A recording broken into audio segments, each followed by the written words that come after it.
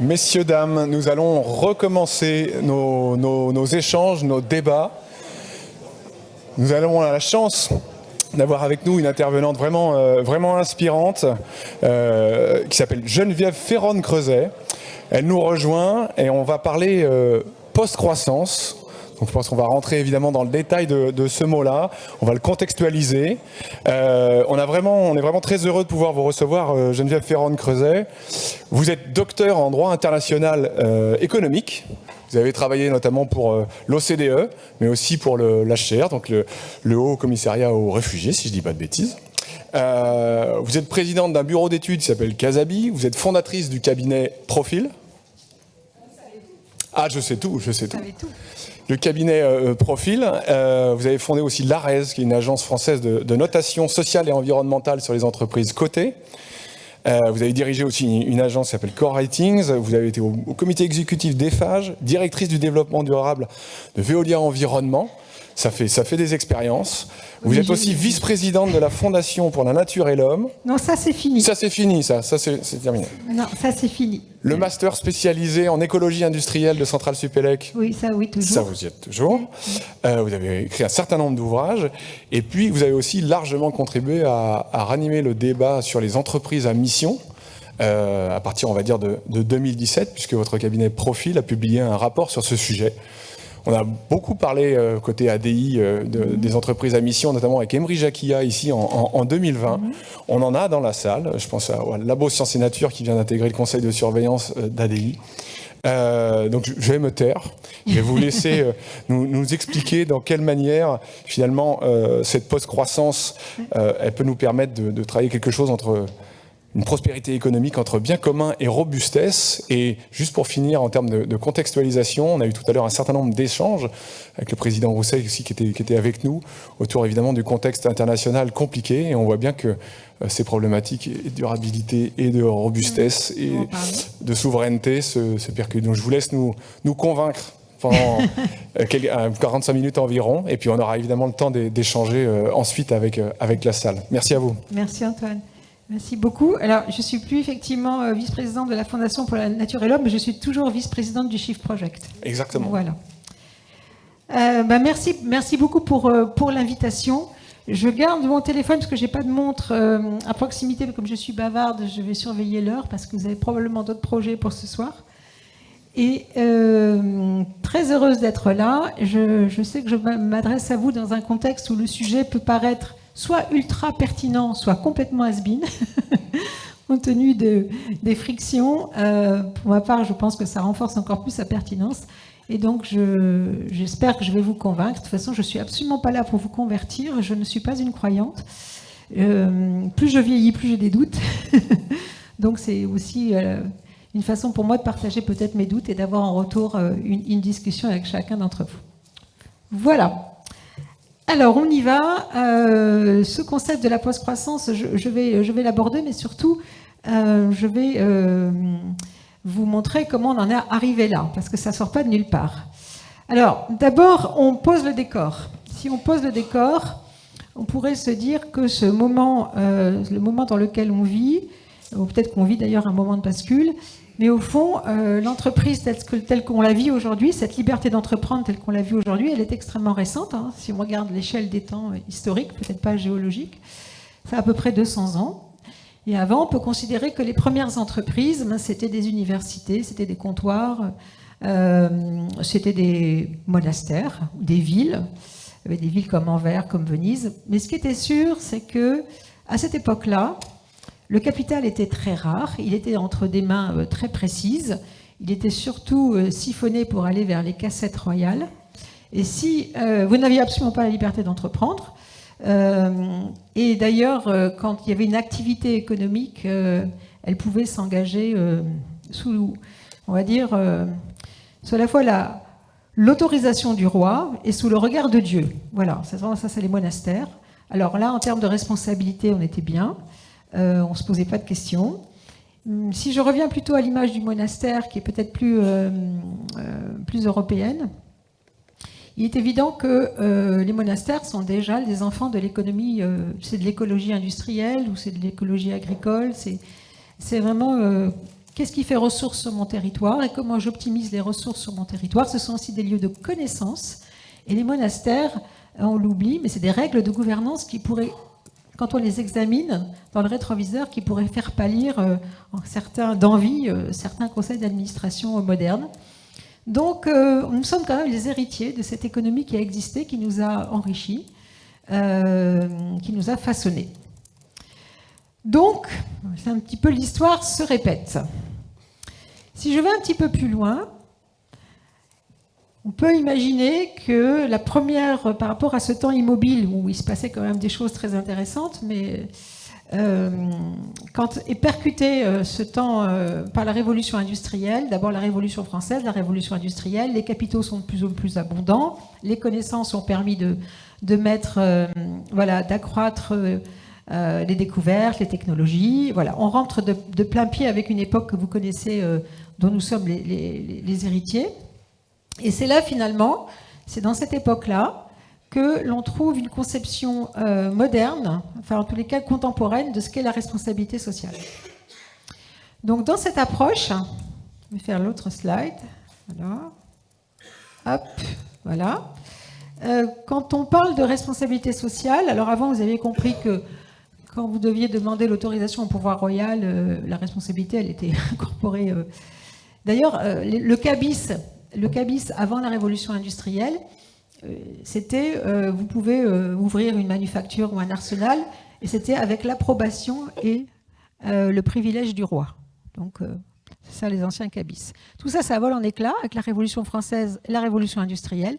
Et finalement, la RSE, au sens S de social, elle naît dans cette matrice qui est cette conflictualité entre le travail et le capital. Et au fond, les meilleurs livres de RSE que vous pouvez lire, vous lisez Les Misérables, vous lisez, si vous aimez lire en anglais, vous lisez Dickens, vous lisez Zola, bien sûr, et au fond, j'ai l'impression qu'on est toujours en train de questionner ces acquis vers une vie au travail digne, une rémunération décente, l'accès à des services essentiels. C'est un éternel questionnement. À cette époque, on ne parle absolument pas d'environnement, il n'existe pas. Et dès les années 1850, la liberté d'entreprise, elle est reconnue en droit dans toute l'Europe. Voilà, ça y est, on est parti, toute vol dehors, vers l'infini et au-delà. Voilà. Donc, si on continue, alors je vous le fais quand même très très vite, hein, j'en ai conscience, hein, j'espère qu'il n'y a pas de professeur d'histoire dans la salle. Peut-être que s'il y en a, c'est pas terrible. Donc, je fais vite, je pointe vers Antoine pour faire passer les slides, voilà. Donc nous partons en route vers l'économie carbonée. Cette économie carbonée, nous y sommes. Je vous propose de l'incarner avec deux visages. Alors les deux visages, on ne va pas faire question pour une championne ou un champion. Peut-être que oui, mais j'ai pas de récompense, voilà, par mon estime, mais bon, c'est pas. Donc le premier que vous voyez devant vous, c'est deux messieurs. C'est des messieurs qu'on va plutôt situer dans un siècle qui est plutôt le 19e. Ils ont l'air très sérieux, tout à fait respectables. Est-ce que vous reconnaissez celui qui est sur la gauche? Alors, Ford n'aurait pas pu exister sans lui. C'est-à-dire que Henry Ford procède de ce gentleman. Rockefeller, voilà. Donc, ce que vous voyez, c'est John Rockefeller. Et John Rockefeller, j'ai eu l'occasion de me pencher sur son cas. J'ai écrit un livre qui s'appelle Le crépuscule fossile et j'ai essayé de retracer un peu justement cette économie carbonée. Et c'est hallucinant de voir à quel point on vit encore dans le monde qu'il a imaginé pour nous. Voilà. Il a parfaitement compris quelle était la plasticité du pétrole, qui venait d'ailleurs s'ajouter au charbon, qui était déjà très abondant. On fait de tout avec le pétrole. Alors il a construit un empire à partir du pétrole dans lequel on vit encore. Il a été maître des horloges géopolitiques, faiseur de rois et de président des États-Unis. Lui et sa dynastie. Donc évidemment, lui, il n'avait aucune conscience du changement climatique. Il a fait de l'économie circulaire avant l'heure, parce qu'on ne le sait pas, mais il s'est intéressé à l'économie circulaire au sens où il y avait de l'extraction pétrolière, il y avait un sous-produit ou un coproduit qui s'appelait l'essence. Il ne savait pas quoi en faire. Donc il a financé des études sur le moteur à explosion. Et il a délogé, quoi? Qu'est-ce qui existait avant le moteur à la voiture? Il a délogé les voitures électriques. Donc les voitures électriques qui existaient, elles n'étaient pas spécialement performantes. Il a délogé toutes les voitures électriques et il a construit une infrastructure extraordinaire avec un sens inné du marketing autour de la voiture, enfin le pétrole et la voiture qui est probablement, on va dire, la métaphore la plus puissante de la mobilité à l'américaine. À côté de lui, alors lui, vraiment, c'est pas pour vous faire offense, mais si quelqu'un l'a reconnu, dites-le moi. Mais il s'appelle Svante Arrhenius. Donc Svante Arrhenius, Svante Arrhenius, c'est un Suédois, donc prix Nobel de chimie. Et lui, eh bien, tout simplement, il a mis en évidence, dès la fin du 19e siècle, l'effet de serre. Voilà. Donc il a tout simplement considéré que si on envoyait ce qu'on appelle des gaz à effet de serre dans l'atmosphère, eh bien, le climat allait se réchauffer. Bon, il est parti des épaules du français Fournier, on peut dire cocorico. Bon, c'est quand même lui qui a eu le prix Nobel. Fournier, c'était bien avant. Et d'ailleurs, quand ses notes et ses carnets autour de cette découverte, comme il est suédois, il pense que le changement climatique, c'est une excellente nouvelle. Voilà. Donc ces deux-là sont contemporains. Voilà. Et c'est assez intéressant de les télescoper, puisque tout est dit dans cette diapositive, dans ce slide, si je parle anglais. Bien évidemment, aucun des deux n'avait conscience de ce qui allait se passer, on va dire, 150 ans après.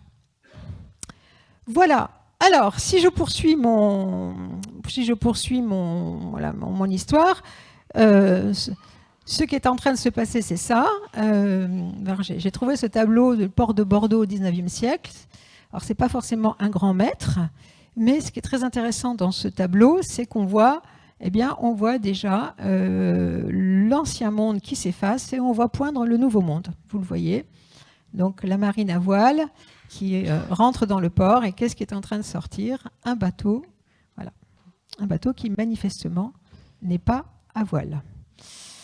Donc cette économie carbonée va prospérer au-delà de toutes nos attentes, puisque nous sommes déjà des super-héros. Alors, si je reviens quand même un peu en arrière sur ce... Vous avez reconnu Spider-Man? Oui, quand même. Ouais. Mais les puristes noteront que Spider-Man s'appelle Peter Parker. Et donc là, c'est son oncle. C'est son oncle, Benjamin Parker, qui lui dit « Mon petit Peter, de grands pouvoirs impliquent de grandes responsabilités. » Alors Voltaire l'avait dit avant, je pense que même Aristote, et si on creuse, peut-être même... mais on ne va pas creuser. Je vous ai dit que j'étais vice-présidente du Shift Project. Vous connaissez peut-être le Shift Project par notre président bien-aimé Jean-Marc Jancovici, qui a publié une BD géniale, Un monde sans fin. Et Jean-Marc utilise l'image du super-héros qui est Iron Man. Il faut son baril d'essence. Moi, j'utilise plutôt Spider-Man. Alors, ça vient aussi du fait que comme j'enseigne dans une école d'ingénieurs, comme l'a dit Antoine, c'est difficile d'enseigner. Je pense que si vous enseignez, c'est difficile d'enseigner. Il faut capter l'attention. Parce que ChatGPT est pas loin. Et je fais faire le bilan carbone de tous les Avengers. Voilà, tous les Avengers, tous les super pouvoirs, ils ont tous des super pouvoirs différents, donc on fait le bilan carbone, et c'est lui qui a le meilleur bilan carbone.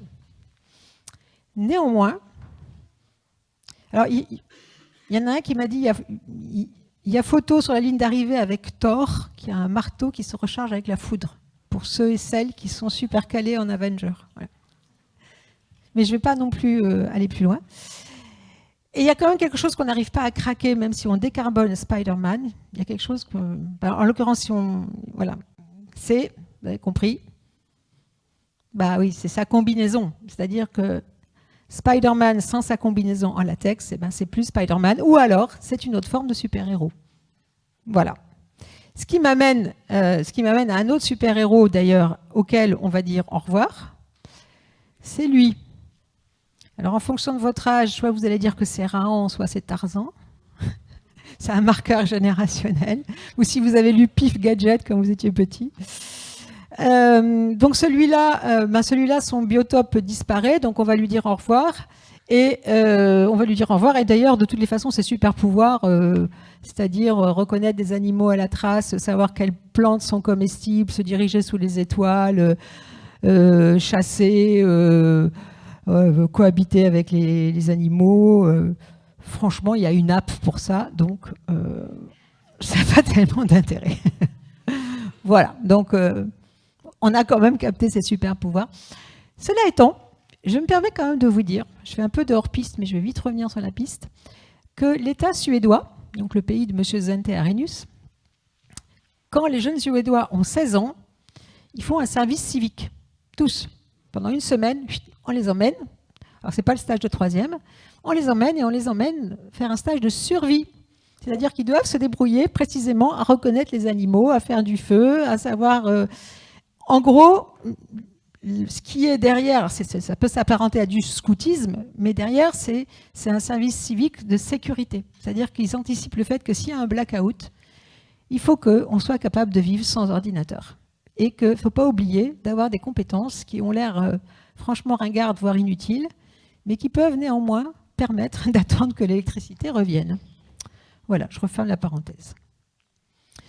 Bien, donc nous sommes devenus une force géologique. Donc vous connaissez bien, je ne vais pas m'attarder là-dessus, une partie vers une augmentation des températures. Bon, on a du mal à savoir exactement jusqu'où nous allons aller. Ça dépend de nos efforts. Donc voilà, ça dépend de nos efforts collectifs. Donc c'est vraiment quasiment c'est un sujet philosophique, quoi. C'est soit on y arrive ensemble, soit on n'y arrive pas du tout. Et d'ailleurs, au niveau de la région Aquitaine, je pense que vous avez largement instruit le sujet, vous avez fait produit pas mal de recherches. En tous les cas, moi, ce que j'en sais, serait-ce qu'avec Hervé Le Treut, dans ce que j'ai pu en comprendre. Donc, vous avez pas mal modélisé ce qui allait arriver à votre territoire à travers différents scénarios.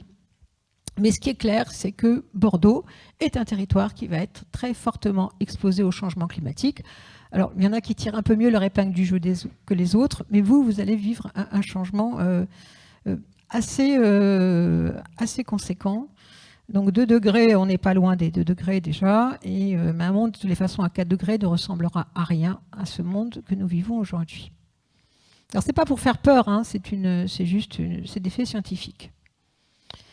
Alors, par rapport à tout ce que je viens de vous dire, il y a quand même eu une construction internationale. Alors, je suis une enfant des Nations Unies, j'ai travaillé aux Nations Unies.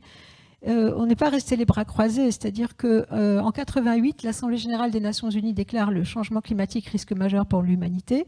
En 89, le GIEC est créé, hein, le groupe d'experts international pour le climat est créé, le même dont Mr. Trump a demandé aux scientifiques américains de sortir.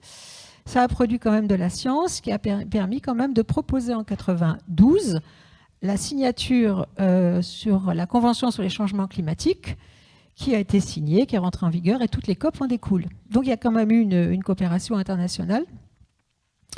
Je pense qu'aujourd'hui, on présenterait la même convention à la signature, plus personne ne signerait, parce que maintenant on sait très bien qu'est-ce que ça veut dire en termes de changement de nos modes de vie, de nos modes de consommation, de nos modes de production. Alors qu'en 92, on en avait une idée extrêmement lointaine. Et de la même façon, vous avez les bases de la RSE qui sont posées, c'est-à-dire que vous voyez les grands piliers, c'est-à-dire d'abord tout ce qui est relatif au travail, je vous en ai parlé avec Zola, Hugo, etc. Ça n'a pas beaucoup changé. Tout ce qui est relatif aux droits de l'homme est aussi très important, c'est toutes les problématiques de comment on traite dans sa chaîne de sous-traitance et la dignité de la personne humaine au travail, etc. Les droits relatifs à l'environnement arrivent dans les années 90. Ils sont théorisés dans les années 80, 90, ça y est, ils sont posés. On connaît bien les externalités environnementales. Et puis la lutte contre la corruption, elle arrive un petit peu, mais plutôt par l'OCDE, aux années 2000. Tout ça, ça percole dans une norme qui n'est pas vraiment une norme de responsabilité sociale, qui est l'ISO 26000 et qui est très bien si vous voulez vous lancer, mais ça, vous le savez déjà. Ce qui m'intéresse, c'est de voir qu'est-ce qui est attaqué aujourd'hui et qu'est-ce qui va résister. À peu près tout est attaqué aujourd'hui. Mais on a quand même pas mal cranté, si je peux me permettre ce vocabulaire. On a mis en place une grammaire commune, qui est une grammaire commune du bien commun, c'est de s'entendre à l'échelle internationale pour dire si vous investissez ou si vous confortez ou si vous travaillez dans ces secteurs ou tenez compte de ces 17 objectifs du développement durable. C'était des objectifs qui prenaient la suite des objectifs du millénaire. Et c'était une époque où la coopération internationale était encore, j'allais dire, bénévolente sur ces sujets. Et puis, ça a permis de mettre en place des pratiques de responsabilité sociale dans les entreprises, les organisations, y compris dans des collectivités locales, avec les agendas 21. Bon, très clairement, pour avoir traversé le miroir, pour avoir été du côté de la finance durable, pour avoir été en entreprise, c'est un verre à moitié plein. Il ne faut pas non plus jeter le bébé avec l'eau du bain, mais c'est devenu un exercice de conformité assez fastidieux. Et cet exercice de conformité assez fastidieux, où il fallait cocher des cases, en fait, ça n'attaquait jamais le modèle économique, ou très peu. Ça ne mettait jamais vraiment en cause le modèle économique. On s'arrêtait au moment où les questions allaient fâcher. Et donc, d'où les accusations de greenwashing, évidemment. Alors, on peut aussi considérer que c'est devenu une norme de marché, parce qu'on demandait au moins, pour être fréquentable, pour s'aligner dans des appels d'offres, de produire un certain nombre d'informations extra-financières. Mais il y a eu quand même un... Comment dirais-je ? Il y a eu quand même un jeu qui a fait que ces sujets sont restés des sujets ancillaires, sont jamais rentrés dans la sphère régalienne de l'entreprise, et on les a maintenus à distance comme des sujets aimables, sympathiques, etc. Alors que potentiellement ces sujets sont réellement essentiels et disruptifs, quand ils deviennent stratégiques. Ce qui m'amène maintenant à vous parler de post-croissance. Voilà, donc je pose le décor, je vous parle de la post-croissance avec un préambule qui est de dire pourquoi ce mot post-croissance. Donc chez Profil, quand on a décidé de se pencher sur ce sujet, il y avait ça c'est une conviction personnelle, hein, je ne mets pas mon associé préféré Virginie Seckers dedans, ni tous les collaborateurs de Profil, mais je me disais en fait il y a deux pensées magiques. On est vraiment deux pensées magiques. La première pensée magique, c'est la croissance verte va nous sauver. Donc la croissance verte, c'est cette idée qu'on va pouvoir réussir ce découplage, c'est-à-dire qu'on va produire une énergie décarbonée qui sera accessible, bon marché, produite facilement partout, mobilisable tout de suite, et on va faire l'économie d'ailleurs de se poser la question de savoir à quoi on affecte cette énergie décarbonée. Donc ça nous propulse vers un nouvel âge d'or et c'est formidable. C'est très bien.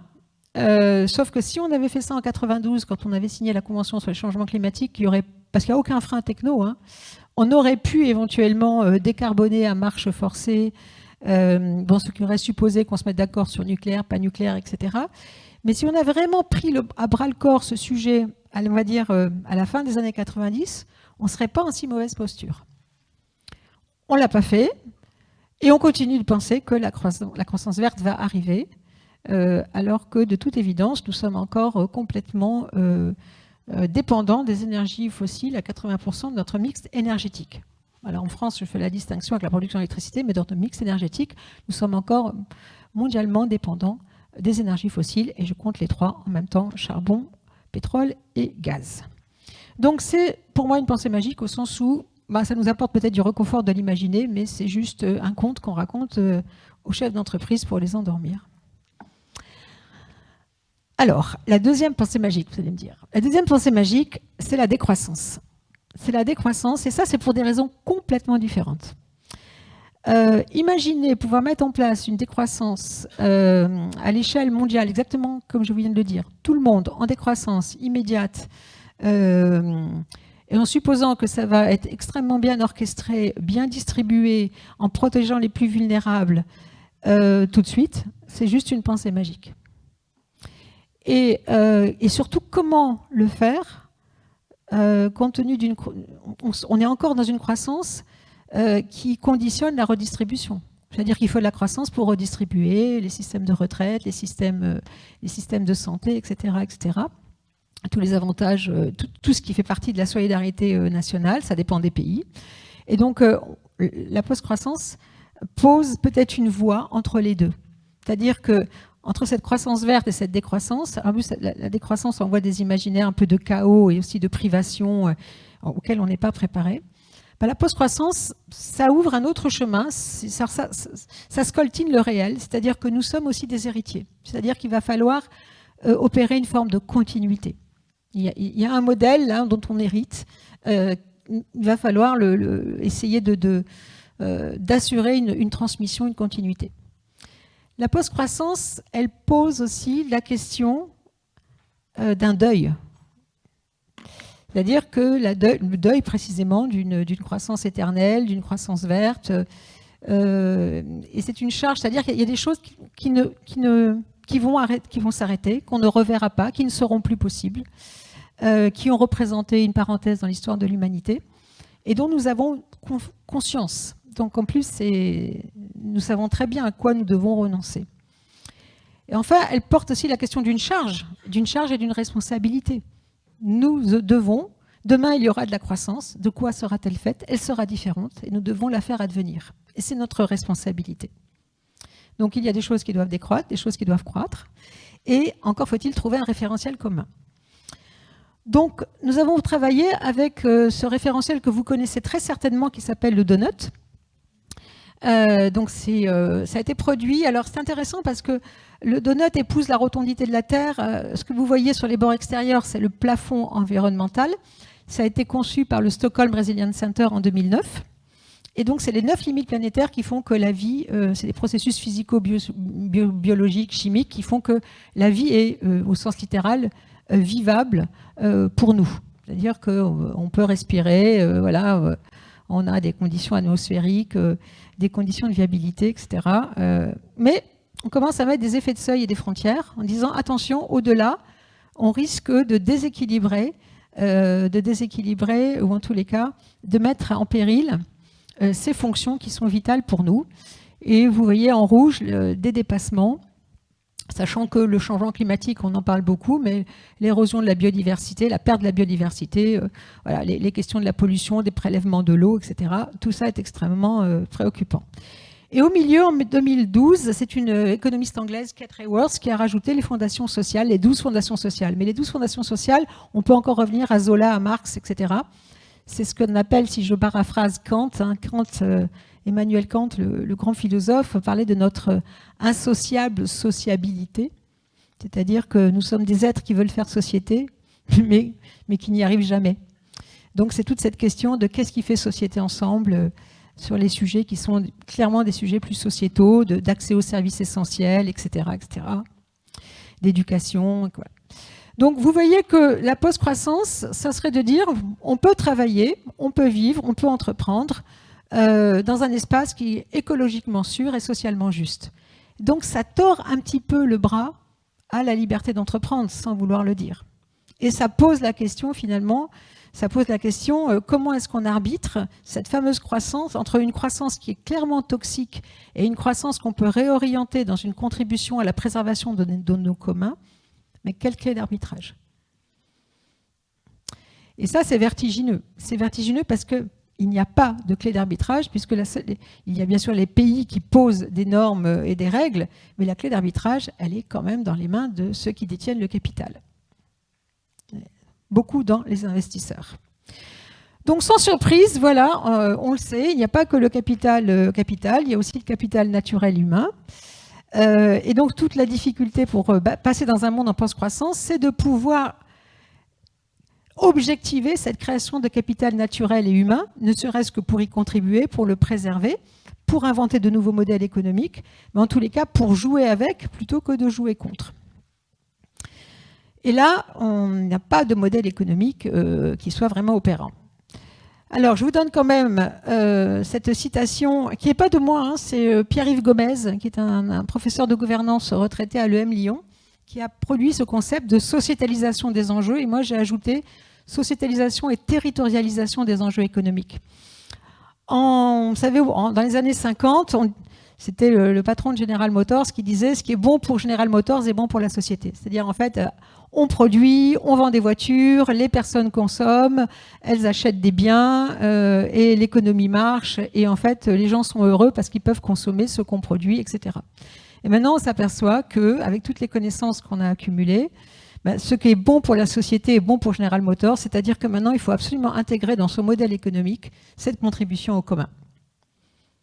Parce que nous sommes dans un monde fini, un monde de ressources finies. Alors, au fond, pour en terminer, mais je vais la reprendre sous une autre forme, c'est un nouveau récit de la valeur. C'est une invitation à réinitialiser son modèle pour le rendre pleinement soutenable, avec ses limites planétaires, avec le respect des fondations sociales. Et donc, on utilise le mot prospérité, renforcement des communs, robustesse. Voilà, il ne s'agit pas de vivre dans le chaos et dans la pauvreté, mais le mot prospérité renvoie à un nouveau paradigme de création et de partage de la valeur qui est un peu plus qualitatif, justement, qui prend en considération la création ou la destruction d'un capital social ou naturel. Alors, précisément, je vais vous parler de ce sujet de la soutenabilité, sous le regard d'un ami qui est dans la salle. La question de la soutenabilité, c'est une question centrale. Prenez-le exactement au pied de la lettre, c'est-à-dire qu'est-ce qui est soutenable, au sens qu'est-ce qui peut nous soutenir et qu'est-ce que l'on peut faire. Est-ce que, compte tenu de l'immensité de la tâche et de l'immensité des dégâts qu'on a déjà occasionnés, est-ce qu'on a une soutenabilité forte, c'est-à-dire prendre l'intégralité des sujets, les tenir ensemble. C'est-à-dire qu'on ne va pas prendre un petit bout du sujet et on va ignorer les autres. Mais parfois, c'est compliqué de prendre l'intégralité des sujets, voire absolument impossible. Alors l'exemple des abeilles, il est intéressant. Alors là, vous reconnaissez bien une abeille sur la photo de gauche, c'est bon? Et sur la photo de droite, qu'est-ce que vous voyez? Vous voyez quoi? Dark Vador en abeille. C'est un drone. C'est un drone pollinisateur. Alors, voilà, si vous êtes dans une démarche de soutenabilité forte, vous vous dites il faut garder les abeilles parce que 70%, enfin les insectes pollinisateurs, parce que 70% de notre alimentation dépend des abeilles. Donc, on va garder les abeilles parce qu'elles rendent des services écosystémiques. Donc, il faut faire attention aussi à la biodiversité. Donc, il faut effectivement éviter d'envoyer des produits toxiques sur ce qu'elles boutinent. Donc, ça suppose de s'occuper du sol. Donc, voilà. Et vous avez la soutenabilité forte. Après, vous pouvez vous dire, mince, on est mal barré. Les abeilles, il n'y en a pas beaucoup. En plus, elles ne sont pas en très bonne santé. Mais on n'a pas trouvé mieux quand même pour polliniser. Donc, on va trouver une solution. On va inventer des drones pollinisateurs. Voilà, ça c'est de la soutenabilité faible, voire de la géo-ingénierie. Voilà. Donc, quelle figure du progrès voulons-nous? Et donc ça, c'est une interrogation, c'est un débat démocratique. Qu'est-ce qu'on peut faire mais les deux, en termes de modèle économique, ça ne donne pas la même chose. Et puis se poser la question de qu'est-ce qui est souhaitable? Est-ce qu'il y a peut-être une voie médiane entre les deux? Voilà, c'est tous ces débats-là qu'il faut avoir ensemble. Alors, en Chine, on pollinise à la main aussi, on peut le faire à la main. Enfin, il faut trouver des... On a ces images de paysannes dans le Yuan qui pollinisent avec des bâtons de coton. Pas sûr non plus que ce soit spécialement désirable. Mais j'ai d'autres images de la soutenabilité forte et faible, c'est-à-dire qu'est-ce qu'on veut manger demain. Voilà. Donc, je ne les commande pas, c'est pas... Là, les images sont un peu inversées. Voilà. Celle-là aussi. Voilà. Alors, celle-là, c'est tout simplement, si je reviens un peu en arrière, le grand âge est un sujet, la vieillesse est un sujet majeur. Donc, vous avez vu les scandales qui ont eu lieu sur la façon dont on gardait les vieilles personnes. Il y a peut-être d'autres modèles alternatifs qui sont plus désirables, mais il y a le robot Astro, créé par Jeff Bezos. Ça, c'est Amazon. Donc, il s'appelle Astro et il garde papy et mamie. Bon, ça, c'est une version qui date un peu. Maintenant, il s'est beaucoup amélioré. Voilà. Pourquoi pas? C'est de la soutenabilité faible. Bon, j'arrête, je pense que vous avez compris. Le problème, c'est que dans ce monde en post-croissance, on n'est absolument pas équipés. Nous sommes tous des poules devant un couteau. La boîte à outils est vide. Nous avons besoin de méthodologie. Et en particulier, il faut des méthodologies qui ne soient pas des méthodologies vernaculaires, si je puis dire. Si vous pouvez d'ailleurs faire votre petite méthodologie dans votre coin. Enfin, si vous êtes un très grand groupe et si vous êtes à la tête d'un écosystème industriel, vous pouvez tout à fait tenter quelque chose. Si vous êtes une entreprise de taille moyenne, c'est plus compliqué. Si vous êtes une région où vous décidez de tester des méthodologies avec vos entrepreneurs, ça peut éventuellement s'envisager, vous voyez. Donc, tout dépend de la maille, de votre positionnement dans la chaîne de valeur. Mais au bout du bout, il va quand même falloir que les règles du jeu soient des règles, à tout le moins, régionales, nationales, internationales.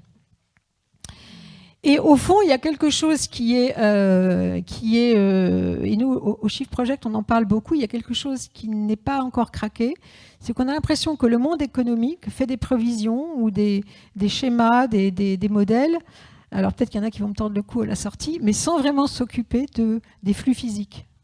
Voilà. L'impression que les flux physiques, comme on n'arrive pas vraiment à les calibrer, à les normer, à les comprendre, essayer de me dire qu'est-ce que vaut un récif de corail, à quoi il contribue dans une valorisation économique, pour qui. Donc il y a une forme d'incompréhension mutuelle, c'est-à-dire que on voit bien la dégradation, mais on ne voit pas comment dans les modèles économiques sont pris en considération les modèles de valorisation du vivant, sachant qu'il y a quand même différentes écoles qui se posent. Je ne dis pas que personne n'y réfléchit, mais ce n'est pas encore rentré dans la doxa, dans les conventions internationales. Ça peine à y rentrer. Et une période très riche où on teste des modèles, mais pour l'instant, on a beaucoup de mal à trouver un modèle qui parle à un niveau international et qui parle un petit peu comme les normes comptables internationales. Alors, en fait, la post-croissance, pour terminer là-dessus, il y a quand même des leviers pour commencer. On a trouvé dans l'étude que vous pouvez télécharger gratuitement sur notre site qu'il y a des modèles de gouvernance qui sont plus favorables que d'autres. C'est-à-dire que des modèles de gouvernance où on est déjà orienté dans une vision de la valeur, qui est cette vision justement en plusieurs dimensions, multicapitale, ça aide par rapport à une gouvernance qui est uniquement arc-boutée sur de la création de valeur strictement financière. On a trouvé qu'il y avait des modèles de gouvernance qui permettaient la circularité des profits, c'est-à-dire que l'argent circule et serait investi notamment dans des projets qui peuvent être des projets qui ne sont pas strictement, qui sont des projets d'intérêt général. Alors, il y a des modèles comme l'entreprise à mission, il y a la fondation actionnaire, donc alors après ça peut être les SCOP, ça peut être les SIC. Mais en tous les cas, il est évident qu'on ne peut pas aller vers la post-croissance si on ne pose pas une intention très claire au niveau de la gouvernance de l'entreprise. Après, bien évidemment, les modèles économiques, tant que ça sera préférable et moins cher d'acheter une matière première vierge qu'une matière première recyclée, on n'y arrivera pas. Je fais très très court. Donc, il n'y a pas 36 façons. À défaut d'avoir d'autres métriques sur la biodiversité, sur l'eau, etc., c'est le carbone, c'est la tonne de carbone, c'est le prix du pétrole, la tonne du carbone, les marchés, l'ETS, le marché de trading européen, ou les marchés de carbone de gré à gré. Mais tout ça est très pauvre, donc la boîte à outils est quasiment vide. Et puis ce qui est le plus important, c'est probablement pour moi, il faut hacker la comptabilité. Alors, comment on fait? Bon, je le lis gentiment. Hacker la comptabilité, c'est-à-dire qu'il faut compter ce qui compte vraiment. Si on est d'accord pour dire que les modèles économiques doivent se rééquilibrer en prenant en compte le capital humain et le capital naturel, il faut être capable d'en rendre compte dans l'entreprise. Et aujourd'hui, les normes comptables internationales sont indifférentes à ces sujets, pour l'instant. Et les normes comptables internationales, elles sont très largement inspirées par des grands groupes d'audit. Donc c'est une construction un peu comme les modèles ISO. Je ne sais pas si vous connaissez les modèles ISO. Donc c'est des grands groupes internationaux. Et ces grands groupes internationaux sont dominés par des anglo-saxons. Pour faire court, par les Américains. Voilà. Et donc on peut comprendre qu'en ce moment, ça ne va pas forcément être un agenda prioritaire de faire évoluer les normes comptables internationales. Quand bien même, il y a l'agenda européen, j'y reviendrai, à poser avec la CSRD, et j'y reviendrai, un début de réponse. Alors, avant de vous embarquer vers la face un peu nord de la CSRD, mais ça va être court, je voulais vous dire que tout ce que je vous raconte, c'est vieux comme le monde. Il y avait un auteur qui s'appelle Kenneth Boulding, qui a écrit un livre qui s'appelle L'économie du vaisseau-terre, dès les années 66. Alors, les années 66, c'est les années où on était dans l'aventure spatiale entre les Américains et les Russes, enfin on disait l'Union soviétique à l'époque. Et il théorise cette économie du cow-boy, c'est-à-dire ressources illimitées, transformation uniquement en me souciant de questions financières et économiques, et production de déchets illimités. Ça, c'est l'économie du cow-boy. Et il pose l'économie de l'astronaute. Et finalement, en l'économie de l'astronaute, il nous dit, mais posez-vous une question extrêmement simple. Le vaisseau-terre, c'est comme si vous étiez parti dans l'espace tout seul. Qu'est-ce que vous emportez quand vous partez dans l'espace? Imaginez que vous partez dans l'espace, qu'est-ce que vous emportez? Alors, il décrit tout ça. Et alors c'est du bon sens. Hein. D'abord, vous voyagez léger, vous n'emmenez pas les choses en double, vous prenez des choses robustes, vous prenez des choses réparables, vous prenez des choses recyclables, vous prenez des choses réutilisables. Surtout, vous embarquez de la connaissance. Il faut que vous soyez capable de réparer. Donc, vous n'êtes pas juste un consommateur. Il faut que vous soyez ingénieux. Donc il faut aussi vous former. Donc, il faut de l'ingéniosité. Et puis surtout, et il le dit, et c'est extraordinaire, il dit si vous êtes dans l'espace tout seul face à votre écran, vous allez devenir fou. Voilà, donc face à un écran seul, on devient fou. Donc vous allez embarquer à plusieurs dans votre vaisseau. Et donc il faut absolument aussi que vous puissiez être capable de travailler en coopération, en concertation et trouver des formes de démocratie, de gouvernance pour pouvoir habiter ce vaisseau Terre. Donc en fait, si j'en reviens à ce que vous emportez, il pose très clairement la notion d'utilité. De quoi avons-nous besoin? Voilà. Il ne donne pas évidemment la solution, mais quand on a ce petit flashback en arrière dans les années 70, on se rend compte qu'on n'a pas énormément avancé sur la question. Voilà, donc là je vais aller un petit peu plus vite, parce que je vois l'heure qui tourne, mais je voudrais aller plus vite, hein, mais j'ai du mal, hein, je galère. Voilà, ouais, voilà, c'est bon, merci Antoine, voilà, absolument, voilà, on peut passer le suivant, voilà. Alors, la bonne nouvelle, les marchés financiers ont enfin besoin d'une information fiable et comparable. Alors, j'avais écrit ça, et puis j'ai rajouté hier, ou pas encore. J'avais préparé la conférence avant. Alors, c'est vrai, les marchés financiers ont besoin d'une information fiable et comparable, c'est-à-dire que tout ce que je vous dis, tout le monde le voit. Et à l'échelle de l'Europe, c'est ça qui est en train de se passer avec la CSRD. La CSRD, c'est peut-être quelque chose d'extrêmement désagréable et urticant, mais au fond, c'est cette volonté, c'est les investisseurs ont besoin d'une donnée fiable et comparable pour pouvoir dire j'investis dans une épave environnementale, une bombe à retardement social. Enfin voilà, j'ai besoin d'avoir une information qui va me permettre de savoir si ce capital, cette entreprise, cet actif va s'échouer ou ne va pas s'échouer. Parce que je suis complètement à l'aveugle.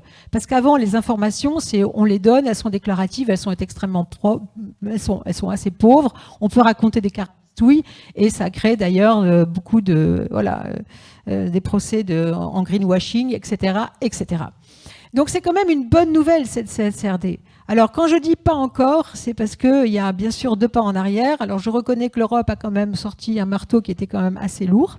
Mais attention à ne pas détricoter cet élan au niveau européen, parce que pour ce qui concerne l'Europe, si on n'est pas capable, nous, d'aller vers cette connaissance beaucoup plus fine de nos externalités sociales environnementales et de créer une valeur qui a un vrai, ne serait-ce que pour aller vers la décarbonation, pour la transition énergétique et écologique, je pense qu'on n'a pas grand-chose d'autre à proposer comme horizon pour les investisseurs et pour les entrepreneurs.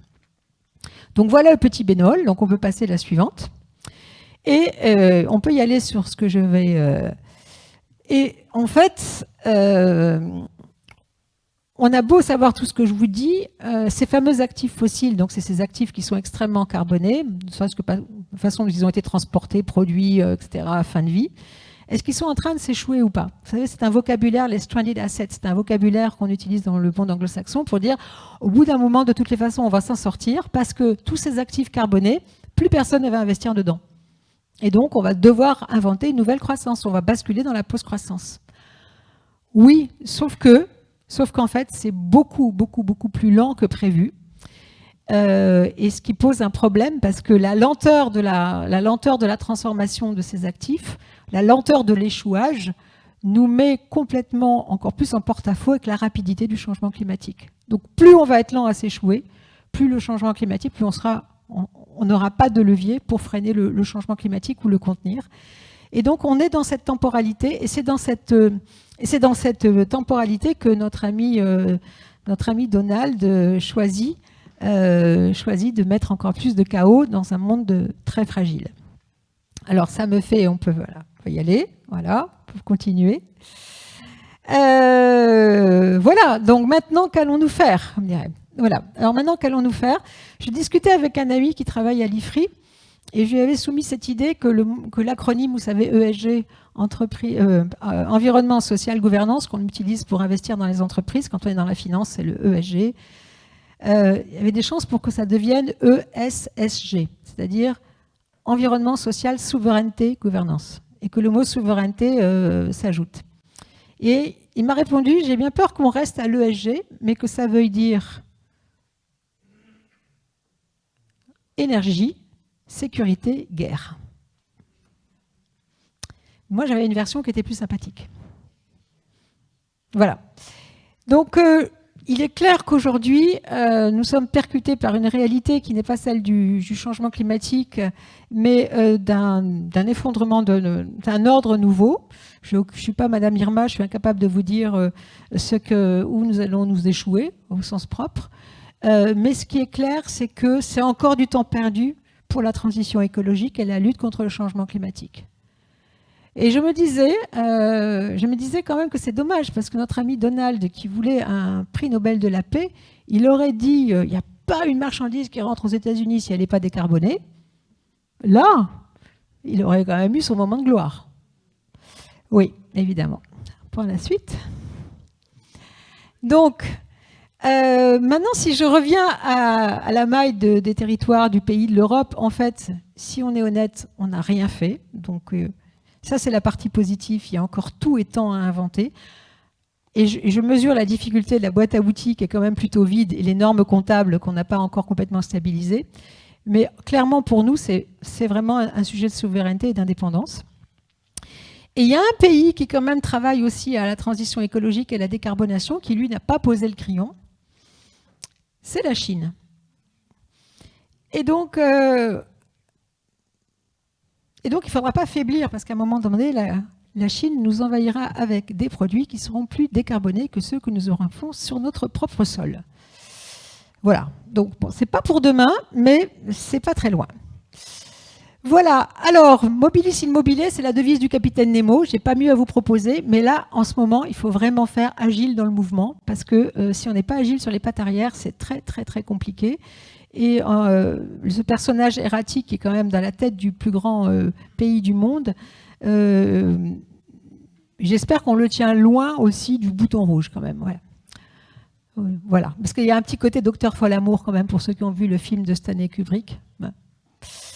Voilà, donc ça, vous pouvez passer les images. Il y a beaucoup à faire. Donc ça suppose quand même d'être coordonné, d'être réactif, d'être innovant et d'avoir quand même des aides. Il faut quand même le dire au niveau des régions. Voilà. On peut passer, Antoine. Voilà. Donc, pour moi, de toutes les façons, je ne vois pas d'autre solution que d'être solidaire, de jouer à fond la carte territoriale et d'avoir des communautés actives. Et si on peut concilier sobriété et utilité, contribution au bien commun, c'est pas mal. Et de se le répéter comme un mantra, parce qu'il n'y a pas d'autre porte de sortie, ça serait encore mieux. Et enfin, voilà, on va passer... je voulais vous montrer une image et ça serait un peu le mot de la fin. Est-ce que vous connaissez cette œuvre ? C'est un sculpteur, un ébéniste italien, un Giuseppe Pennone, qui est né juste après la Deuxième Guerre mondiale. Cette œuvre, elle est assez extraordinaire. C'est un arbre de 7 mètres. Et c'est une magnifique métaphore à la fois finalement, de ce qui se joue. Ce qui se joue n'est pas un enjeu de société. De tout temps, il y a eu des coups de canif dans un modèle social, et c'était très bien parce que ça permet au modèle de se régénérer. Là, c'est un enjeu civilisationnel parce qu'on attaque le cœur du vivant. Voilà, on attaque le cœur du vivant. Et donc, cette sculpture, elle nous invite à comprendre qu'on ne comprend même pas la matière dont est faite le vivant. Et elle nous invite aussi à considérer, elle a été vraiment taillée dans l'arbre, de voir que cet arbre, il est aussi la mémoire de tout ce qu'on a traversé. C'est une matière absolument exceptionnelle. Et c'est cette idée que nous sommes quand même des apprentis sorciers. C'est-à-dire qu'on ne comprend même pas la photosynthèse. On ne sait même pas comment des créatures comme les arbres peuvent se pousser avec aussi peu d'énergie. Donc ça nous amène à beaucoup d'humilité. Et si on se dit aussi que si on fait tout ça, ce n'est pas quelque chose qui est simplement, comment dirais-je, une prise de conscience, ce n'est pas uniquement un combat militant ou politique. C'est la prise de conscience que ce qui se joue là, c'est que nous attaquons le cœur du réacteur du vivant. C'est-à-dire que la planète peut ne plus être hospitalière pour nous. Voilà. Il faut vraiment se le dire tel quel. Un monde à 4 degrés, à 5 degrés, ne ressemblera strictement à rien. Et ça veut dire que nous faisons clairement le choix d'un suicide collectif. Alors, on va quand même remonter le moral, parce que d'abord, cette œuvre, elle est absolument magnifique.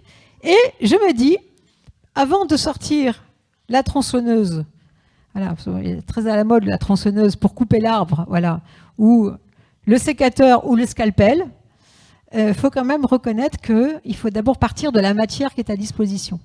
Et je pense que c'est une très belle métaphore aussi pour se dire, finalement, de quelle matière je pars, moi, pour construire mon œuvre. Et donc, ça m'amène à la suivante. Ça m'amène à la suivante qui est, au fond, posez-vous la question, qu'est-ce qui fait ressource sur votre territoire? Voilà, vous, là, tous là, qu'est-ce qui fait ressource sur votre territoire? Alors, essayez de trouver qu'est-ce qui fait ressource sur votre territoire, peut-être dans votre histoire, votre patrimoine, dans votre patrimoine, on va dire, naturel, dans votre patrimoine historique, votre patrimoine industriel, architectural, géographique, climatique, etc. Et en fait, on ne peut travailler et réinventer un modèle à la maille d'un territoire qu'en se posant cette question intime, c'est quelle matière vous allez pétrir. Donc c'est aussi un patrimoine intellectuel, etc. Donc le port de Bordeaux, je vous l'ai montré au XIXe siècle. Donc qu'est-ce que vous allez peindre? Donc ça, c'est quand même plus sympa. Donc moi, je vous invite à prendre vos pinceaux et à vous dire qu'est-ce que vous allez dessiner, qu'est-ce que vous allez faire ensemble, mais en partant de ce qui fait ressource sur votre territoire. Et c'est vraiment de l'écologie industrielle intelligente. Industrielle, alors quand je dis industrielle, c'est un mot qui embarque bien sûr toute la question agri-viti, mais c'est une question, qu'est-ce qui fait ressource? Et déjà, partant de ce qui existe, de ce qui fait ressource, de ce que vous pouvez construire dessus, de ce que vous pouvez recycler, upcycler, mais là, vous allez être occupé pendant 200 ans. Voilà, donc on arrive à la fin, et là, c'est assez sûr. Voilà. Et je vais changer encore de la slide, et je vous laisse méditer sur ce petit dessin, parce que je pense que maintenant, il faut vraiment, vraiment, vraiment que nous commençons, nous, à payer l'addition. Voilà. Merci beaucoup.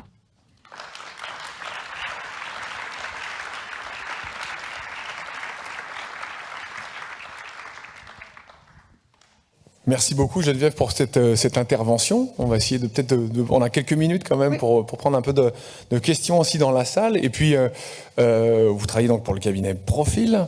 Donc Profil accompagne des entreprises qui justement se posent peut-être davantage cette question. J'imagine qu'ils se la posent pas mal avant de venir vous voir déjà. Mais on a dans la salle justement quelqu'un qui est d'ailleurs au directoire d'ADI, qui est Jean-Charles Rine. Enfin, on peut parler aussi du couple Rine à la tête de la société Adam. Jean-Charles et Hélène Rine. Et je sais qu'ils ont été accompagnés par Profil justement dans ces réflexions. Oui. Alors peut-être, je sais pas, Jean-Charles nous le dira, si Adam est une société de la post-croissance, ou en tout cas comment Profil a pu l'accompagner sur ces réflexions de modèle. Jean-Charles. Merci. Merci Geneviève. Voilà. Bon, déjà, nous, on est à peu près en phase avec tout ce que Geneviève a dit, donc ça nous conforte dans nos convictions. Moi, je voulais juste dire un mot au préalable pour l'agence. Je pense qu'on a ici en Nouvelle-Aquitaine une agence qui est drivée par Christian et Vincent, qui a une vraie envie et une vraie conviction de ce point de vue-là, et qui a une pleine conscience des enjeux qui sont énoncés ici. C'est une vraie chance. C'est aussi des politiques publiques qui sont à diriger. Le monde économique est malheureusement pas toujours en phase avec ce questionnement-là, mais je pense qu'il y a une voie possible. Geneviève, elle a indiqué une forme de modèle, et que cette voie, elle est aussi positive et qu'elle fait du bien quand on la suit. Donc, pour revenir sur Adam, je pense que je reviens sur 2-3 termes que Geneviève a dit. La question du deuil, je pense qu'elle est importante, parce qu'on parle de la prise de conscience du citoyen ou de l'entrepreneur de ce qui s'est passé. Nous, le deuil, on l'a fait, j'allais dire, progressivement, en allant se balader en Chine sur des enjeux de globalisation, ou en Europe de l'Est. Donc on a vu déjà qu'il y avait des choses qui se passaient au plan social et environnemental, dont on est dans les années 2000, dont on n'avait pas encore conscience. 2000, c'était il y a 20 ans, c'était il n'y a pas si longtemps.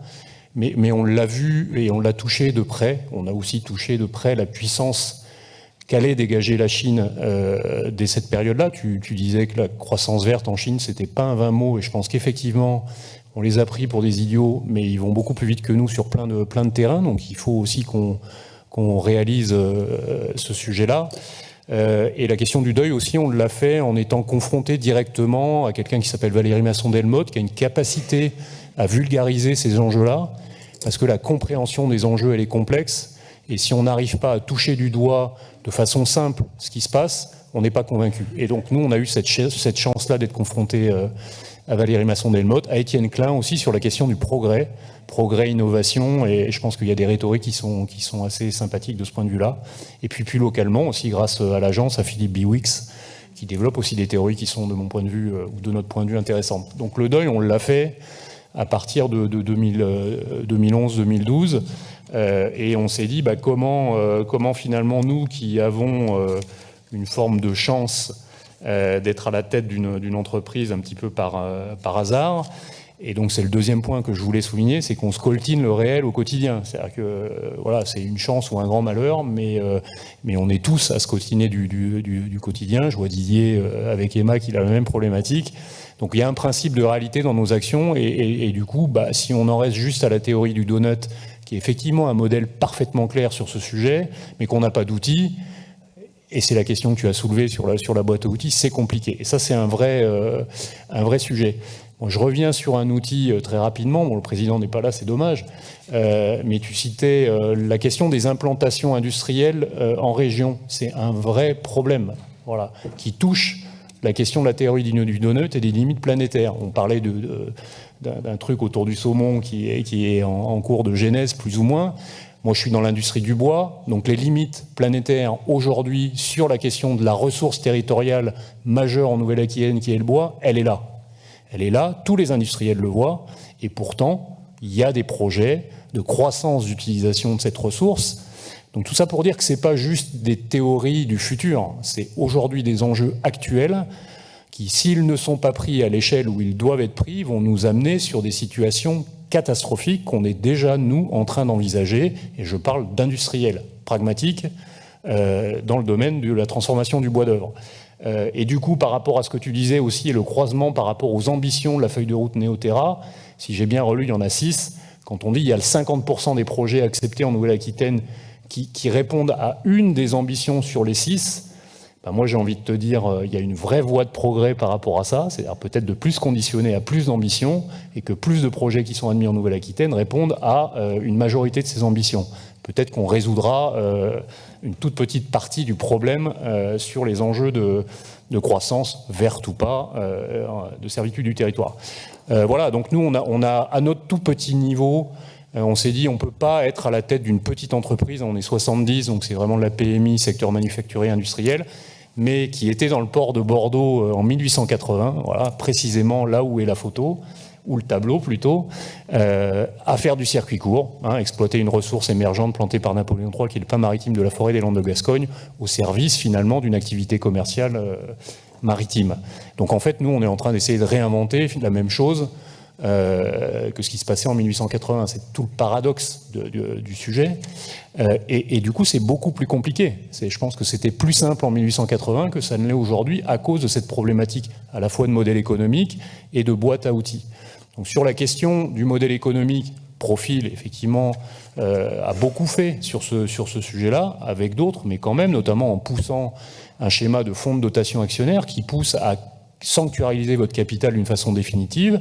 C'est une dotation à titre gratuit sur un outil qui s'appelle un fonds de dotation en Nouvelle-Aquitaine. Je rappelle, il y a 2 autres belles structures bien connues qui sont Léa Nature, avec un niveau d'activité qui n'est pas le nôtre, et le groupe Archimbaud, et en France, Mediapart, Bureau Vallée et pas mal d'autres. Et c'est un sujet qui est quand même en train d'émerger.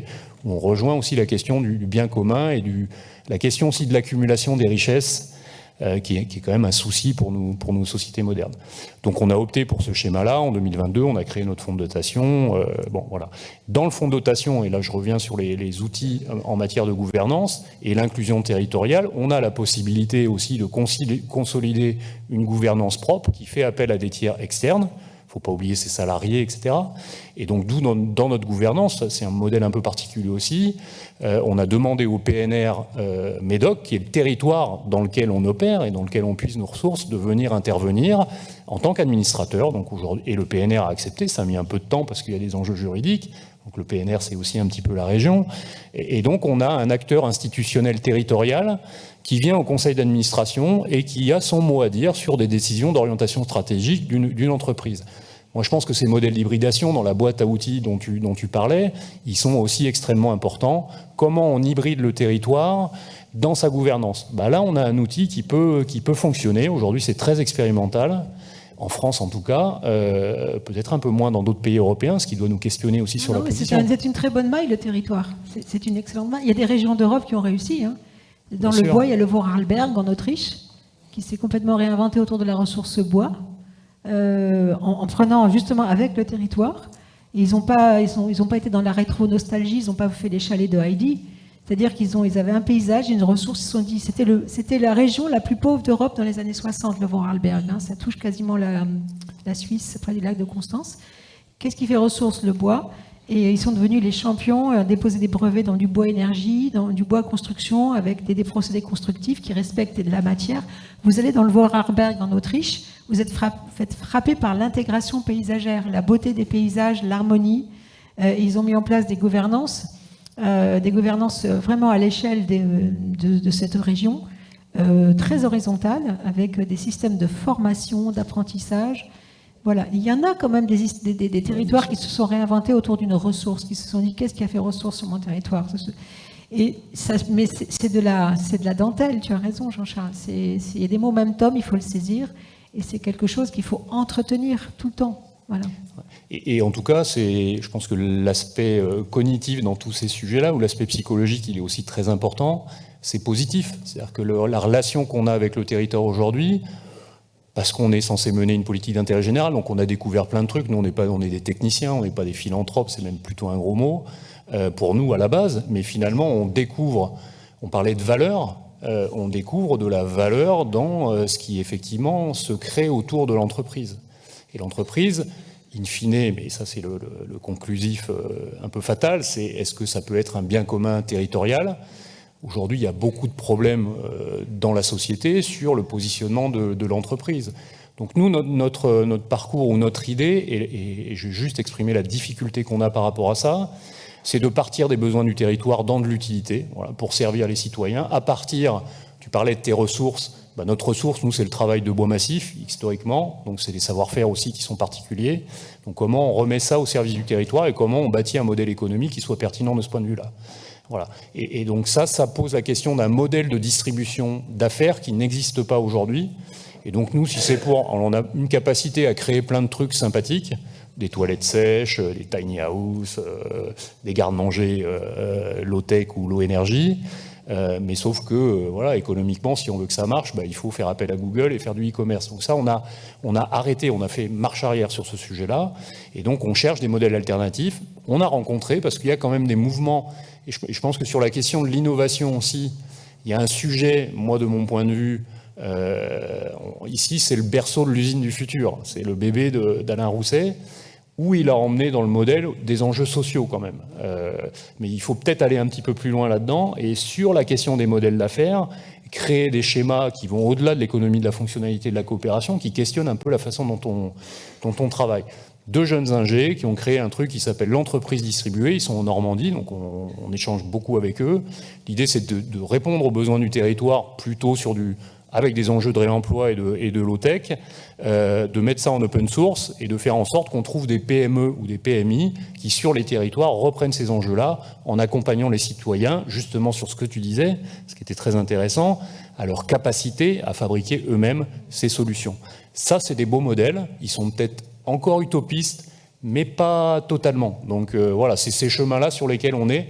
On a besoin d'accompagnement public sur ces sujets-là, parce qu'il y a quand même une prise de risque importante. Il y a des enjeux psychologiques aussi pour nos salariés, c'est-à-dire que nous, aujourd'hui, on marche bien économiquement. C'est aussi ce que je voulais dire, c'est que ces sujets un peu alternatifs, Léa Nature, Archimbaud, Mediapart, etc., c'est aujourd'hui des boîtes qui économiquement tournent très bien, et ceux qui rejoignent la communauté aujourd'hui sont des boîtes très performantes au plan économique. Mais néanmoins, il y a des prises de risque si on veut effectivement pivoter, et là, on a besoin d'accompagnement j'allais dire de tout type. Ça, c'est pour Vincent. Vincent, il part avec une to-do assez chargée. Jean-Charles, vous venez de nous faire sur la parole à des adhérents, là, c'est bon, on a toute la liste, c'est vraiment nickel. Peut-être l'heure tourne, peut-être si évidemment Geneviève voulait continuer de réagir, s'il y a aussi encore quelques questions, n'hésitez pas à allumer votre petit micro. Oui, j'étais très bavarde, donc moi je dis plus rien. Comme ça, on le voit s'il y a une question. Monsieur là-haut a une question. Oui. Alors bonjour, je vais essayer de faire un peu vite. Présentez-vous. Pardon. Thibaut Hudier, je suis fondateur d'une petite société, donc nous on est 6 personnes et on conçoit une éolienne à voile pour les particuliers. On a tout conçu dans cette éolienne pour qu'elle soit fabriquée avec que des matériaux français, on usine tout ou en interne ou dans des sociétés à proximité. On a réinventé jusqu'au générateur parce qu'on s'est trouvé qu'en France, même en Europe, il n'y a plus aucune société qui fabrique des générateurs pour des éoliennes. Mais en fait, on réinvente la roue à chaque fois. On passe un temps infini en R&D. Et en fait, une petite société comme nous, elle ne peut pas survivre sans avoir du soutien extérieur. Et en fait, j'ai l'impression que c'est très difficile à monétiser. C'est-à-dire qu'on a des clients, on a déjà fait des précommandes, etc. Mais trouver de l'argent, c'est l'enfer. Je passe 80% de mon temps à faire ça. Alors que c'est moi qui ai fondé la société, j'ai développé des brevets, on a déposé 2 brevets. On est tous payés largement en dessous de ce qui se fait dans le domaine de l'ingénierie, pour pas dire tous au SMIC. Et pour autant, on n'y arrive pas, quoi. Et comment on fait pour aller chercher le financement pour essayer d'aller dans le bon sens ?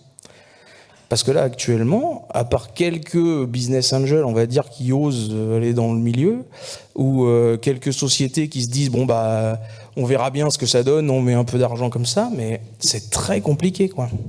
Et est-ce qu'il y en a qui ont des idées pour aller chercher du financement là-dedans ? Et pourtant, c'est un business qui est rentable. Mais rien que la R&D dans le sujet prend tellement de temps. Ouais. Enfin, j'imagine que vous voyez de quoi je parle. Oui, je vois très bien. D'où la bonne nouvelle, les marchés financiers ont besoin d'informations. Voilà, vous objectivez une création de valeur environnementale. Enfin, vous êtes en train de création de valeur économique, environnementale, et probablement, potentiellement, vous pouvez aussi avoir une valeur sociale. Mais il y a quand même, on pourra se parler, mais il y a quand même des alternatives déjà de la finance à impact. Vous avez des fonds à impact. Alors ça dépend de la taille, parce que parfois ils attendent que vous ayez votre premier million d'euros pour investir. Et tant que vous ne l'avez pas, c'est un peu la vallée de la mort, quoi. C'est quand on est encore en phase de R&D et qu'on n'a pas encore développé un chiffre d'affaires où on vous calcule, si je puis me dire. C'est ça un peu le problème. Mais il existe aussi du crowdfunding participatif, des mouvements comme l'ITA, etc. Là, ce sont les particuliers, vous pitchez, ce sont les particuliers qui décident de prendre... C'est ça, les nouvelles formes de capital, d'acheter des actions. Donc, ou l'un des fonds à impact. Mais alors après, c'est vrai que le private equity, les fonds venture, c'est très compliqué. Ils vous demandent ceinture, bretelle, etc. Mais on est complètement dans la schizophrénie, parce que c'est des entreprises comme vous qu'on devrait soutenir. Et pour autant, l'ancienne finance est toujours dominée par des TRI que vous êtes incapable d'assumer. Mais je pense que du côté de l'ITA ou du crowdfunding ou des fonds à impact ou du family office, moi je vous conseillerais aussi des family office, ça c'est tout à fait audible, et il y en a. Voilà. Merci beaucoup, et puis merci beaucoup pour cette présentation. Merci. De toute façon, après, on va passer sur un verre de l'amitié. Vous venez voir aussi dans le parterre qu'il y a ici. Il y a des gens, je pense, qui pourront vous aider. Vous êtes aussi au bon endroit. Moi, j'avais une toute dernière question avant qu'on passe justement dans ce moment d'échange après tous ensemble. Sur les entreprises à mission, qui sont dans la salle, j'ai dit tout à l'heure, le Labo Sciences et Nature. Je pense aussi à Zoilab, dont on a parlé tout à l'heure, qui est aussi une entreprise à mission. Il doit y en avoir d'autres. Cette conférence qu'on avait fait faire par Emery Jacquilla. On est à 5 ans là. Quelle est la vision un peu là sur le mouvement, sur la prise Alors, les entreprises à mission françaises, il n'y en a pas beaucoup. Ça fait 5 ans, elles sont plus de 2000. En fait, c'est pour dire les choses simplement, c'est pas énorme. En même temps, si on veut vraiment devenir entreprise à mission, d'abord c'est une conviction, une intention très forte portée par les actionnaire et les dirigeants. Donc, c'est pas que ce soit particulièrement complexe, mais ça demande contrairement à la RSE, vous pouvez faire de la RSE comme je vous l'ai dit, sans changer vos modèles économiques. Si vous devenez entreprise à mission, ça va forcément interroger votre modèle économique, parce qu'il y a des choses que vous allez faire autrement. Donc, ça peut aussi mettre en risque. Donc, je comprends qu'il y ait un petit peu un temps d'observation. Mais celles qui le sont devenues, ont toutes témoigné que la gouvernance de l'entreprise à mission est extrêmement puissante, en ce sens qu'elle apporte énormément d'innovation. c'est-à-dire notamment par la création d'un comité de mission. Ce comité de mission, il est composé d'externes également, et des personnes qui vont pouvoir, si elles sont bien choisies, vous donner énormément de conseils. Alors, il distingue un du CA, mais c'est une originalité, c'est vraiment une innovation juridique qu'a posé le législateur français. Et donc, ce comité de mission, il va vraiment vous mettre du vent dans les voiles, il ne va pas vous lâcher, il va vraiment être un aiguillon, mais bienveillant, pour que l'entreprise, à son rythme, puisse délivrer sa mission. Donc, en fait, cette réticence peut-être de se dire, c'est quoi ce truc, on va être vérifié par un OTI, etc. L'entreprise à mission, c'est un formidable espace de liberté, puisque c'est vous qui choisissez votre mission, c'est vous qui choisissez les objectifs que vous voulez atteindre avec votre écosystème. Et bien sûr, c'est un objectif qui, vous devez asseoir votre rentabilité et sécuriser votre rentabilité, mais vous allez complètement être orienté dans un but qui va être à conforter des communs. Donc vous allez vous dire, je vais conforter un commun environnemental, un commun social. Si vous êtes une entreprise à mission dans le domaine de l'EHPAD, l'actuel président qui a succédé à Emery Jacquia, qui s'appelle Guillaume Desnoë, il avait créé À l'Envie, qui était un modèle d'EHPAD complètement différent, qui était fondé sur le modèle de béguinage. C'est-à-dire on achetait des maisons, des hôtels particuliers, des maisons, on créait des petites structures qui étaient connectées entre elles, on faisait des économies d'échelle. Et sa mission, c'était de dire, en fait, pour que les personnes âgées soient bien dans un EHPAD, dans une structure, on va dire, d'accueil, le problème, c'est la façon dont on traite les personnes qui s'occupent d'elles. C'est-à-dire que ces personnes, les aidants, on ne les considère pas, c'est des petites mains invisibles, c'est des personnes qui sont sous-payées, etc., qui sont recrutées au lance-pierre, qui ne sont pas considérées. Et si on se préoccupe de ces personnes-là, de leur bien-être, eh bien les aider s'en porteront mieux. Voilà, donc lui, il a bâti vraiment un modèle, il a trouvé, il a craqué, il a bâti, et son modèle économique s'est complètement reconstruit autour d'eux. Pour aider les vieilles personnes, il faut surtout considérer celles qui travaillent à leur côté au quotidien. Donc c'est une plage de liberté complète, c'est à vous de trouver, mais c'est évident que c'est très cranté dans votre histoire et dans votre sensibilité. Voilà, il y en a certainement... Et c'est très bien, moi je ne suis pas dogmatique, si votre volonté c'est de créer une boîte, de faire cracher le plus d'argent possible, de la vendre et après de partir en vacances ou de créer une association ou de venir en aide à un village en Afrique, c'est très bien. Mais je dis par là que l'entreprise à mission et la fondation actionnaire, elles réinternalisent la contribution au bien commun dans la gouvernance même de l'entreprise, dans son modèle économique. Et ça, c'est ces entreprises-là dont on a besoin demain pour construire la post-croissance. Merci beaucoup Geneviève, je pense que ce sera le mot de la fin. Je crois que la communauté des entreprises à mission est présente, je crois, dans la salle. Je crois que Sandra Latour doit être par là. Vous pouvez continuer les échanges là-dessus. Vincent, peut-être un dernier mot. Merci beaucoup, Geneviève.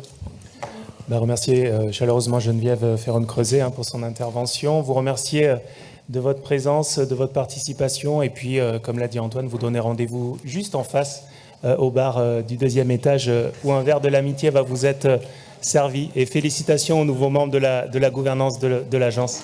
Merci beaucoup. Merci Geneviève.